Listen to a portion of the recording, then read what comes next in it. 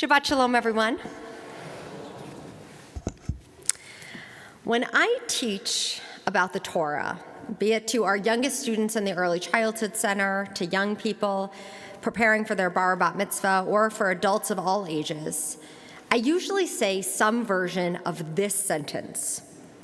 One of the coolest things about Torah, and I really mean that, one of the most exciting things about the Torah is that no matter where you go, Short Hills or Singapore, Tel Aviv or Texas, everyone is reading the same Torah portion at the same time. Wherever you are going to get the same Torah portion at the same time. Well, almost all of the same time. You see, this week, we find ourselves out of sync.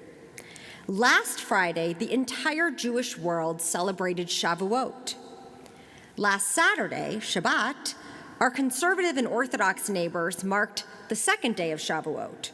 For Reform Jews and for Jews living inside Israel, this was not Shavuot, as we only celebrate one day of the holiday instead of two. So that means here we read Parshat Naso last Shabbat. We're going to read Parshat Naso again this Shabbat. So we will be aligned with other Jews here in the diaspora. But in Israel, they read Parshat Naso last week, and this week they skipped to the next week Torah portion, Parshat Behalotecha. And it won't be until June 27th when the entire Jewish world, in Israel and in all synagogues outside of Israel, June 27th, we will come back to read the same portion at the same time. This truly feels like a metaphor for this moment. We are people who are out of sync with one another. Just a few examples from this past week.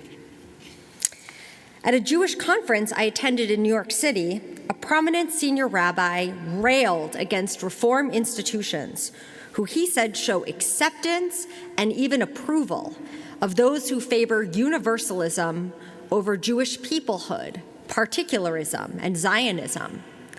When he called out the Reform Seminary for accepting and ordaining those who are extremely critical of Israel, maybe bordering on anti-Zionist, many in the room stood up and cheered. But then later in the day, the president of the said seminary, he sat in the hot seat answering questions about the earlier allegations. When questioned about the heated remarks about HUC, he responded, "We need to create environments in which students come to understand on their own terms the reasons why we believe the Jewish people has a right to a sovereign nation freely in their own homeland," he said. "The process of liberal Jewish education cannot be done in a serious way with the threat of expulsion if they arrive at the wrong answer."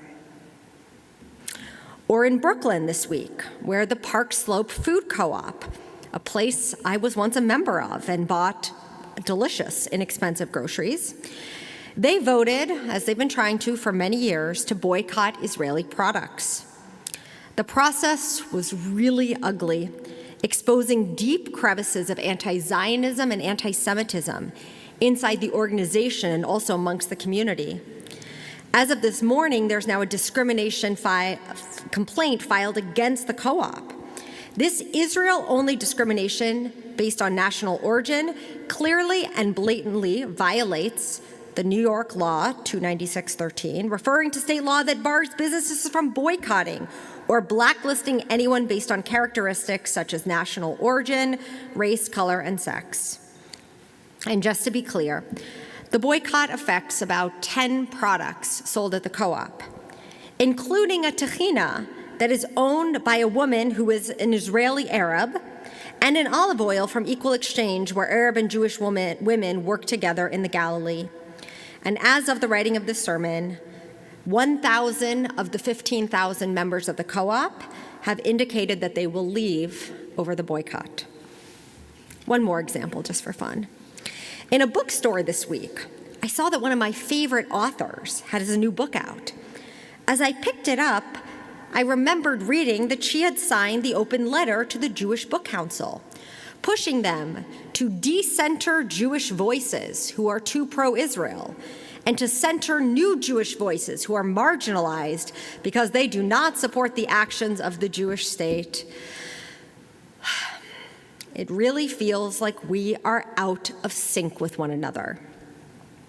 But maybe that's not as bad of a thing as we might think.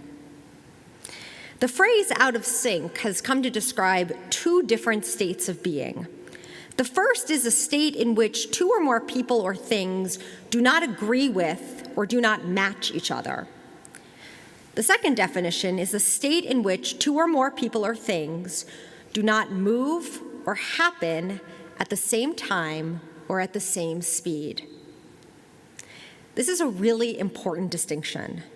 Not agreeing, not matching each other, that's one thing. But the idea that two things are not moving or happening exactly at the same time, exactly at the same speed, well, that feels very Jewish. Think about the idea of a custom. There are so many parts of Jewish practice in life that we might call out of sync because of custom. For example, we just had Shavuot. There's the custom to eat dairy products on Shavuot. But in the Sephardic community, the custom is only to eat those dairy products during the day, and one is allowed to eat grilled meats at night.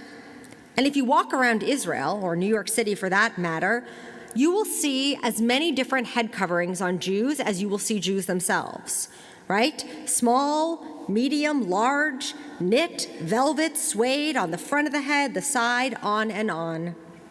We Jews have never moved at the same speed as one another. We observe different customs, and we have wildly different ways of understanding the same tradition. But we do not see this as a threat, rather a strength of our ability to hold multiple truths at the same time, somehow allowing us to be out of sync and in sync at the same time. The science actually supports this theory. We know that we feel out of sync when we disrupt our body's natural cycles. For example, the circadian rhythm, your 24-hour body clock. When you experience jet lag, it's the rhythm struggling to sync the time zone you feel like you're in with the time zone that you're in now. Or the ultradian rhythm, which manages our attention span. Even before smartphones, scientists knew that our bodies, our brains, can actually really only focus on something for about 60 to 120 minutes before we need a break. And just think about it. College classes, work meetings, card games, yoga or Pilates classes, Shabbat services, they all fall into that time frame. And then there are emotional rhythms, which rise and fall based on hormones, nutrition, and the environment. When we try to ignore or to override these rhythms, we know what happens. Our fuses get shorter, our judgment gets cloudy, our impulses become harder to control. When we burn the candle at both ends, we often pay physically because our nervous systems struggle to recalibrate. It's why people get sick on vacation, or they crash at the end of a big project or event. We can't strong-arm our way by overriding the systems that our bodies have naturally kept in place to be in sync. And the same is true of the Torah. We want to be sure that everyone, no matter their denomination, no matter where they live, everyone gets to read every single word of the Torah. It might seem easier to create some kind of hard red line of the Parsha schedule. You can imagine the scene of the ancient rabbis sitting around trying to figure this one out. One of them says, just make everyone celebrate 2 days of the holiday. That's how we're going to do it. That's the rule. Everyone does it the same way. Another one says, but we live in Israel. We know when the holiday starts and stops. We're not going to celebrate 2 days just because of all of you people. And a third says, too bad, no flexibility. And finally, the fourth says, let's not be so concerned with the letter of the law that we exclude people so much that they become distanced from our tradition. That is why we are reading Parshat Naso for the second week. Jews in Israel are reading Parshat Behelotecha, And down the street at other shuls, they're reading Naso for the first time. 3 completely legitimate ways to engage with the same Torah on this Shabbat. Out of sync, not because we don't agree with each other, but because we are moving at different speeds. I would say that this is the paradigm we might use to give ourselves a bit of clarity and a much-needed shot of hope as we hold fear, despair, anger, and disappointment about the state of the Jewish world. We've always been a people, fractured, in exile, disagreeing, debating. We've never been moving at the same speed. It took us 40 years to get from Egypt to the Promised Land for exactly this reason. Some people wanted to go back to slavery. Others pushed forward. In the weeks to come, we will read the story of the spies who brought back conflicting reports of the land, of Korach, who challenged power, of Balak, who tried to curse the Israelites. Though the entire people eventually got from slavery to freedom, they were most certainly out of sync. A woman in my office this week described the Jewish people as unstoppable. And it's true. In every generation, for millennia, there have been those who have wanted to create museums to our memories. And instead, we grow, we live, we change, and we keep going. But I wonder if we might need to become a little bit more comfortable with the idea that we are never going to move at exactly the same speed. We're never going to move at exactly the same time. And the only red line for me is that we're actually trying to move in the same direction. As you heard Cantor Fishbein sing so beautifully, this is the week when we'll read again Aaron and his sons being taught how to bless the people. May God bless you and protect you. May God's light shine upon you and be gracious to you. May God bestow favor upon you and grant you peace. There's actually a coda to that whole section. When they do this, meaning when they offer this blessing, quote, they shall link my name, meaning God, they shall link my name with the people of Israel, and I will bless them. Like it or not, we are linked to each other. We're linked to the Jews we like, and we're linked to the Jews we don't. The ones we agree with and the ones we don't. The ones who are reading the same parsha as us, and the ones who are not reading the same parsha as us this week. We are linked in history and destiny and purpose, and though we may walk out of sync with each other, we move, I hope, according to the heartbeat of the Jewish people. Not in museums to say that's how they used to live, but in real life.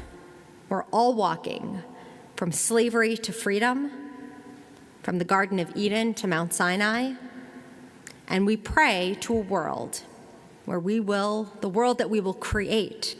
We pray to a world we will create, where we'll all link arms to ensure that we keep moving forward in the right direction. Shabbat Shalom, everyone.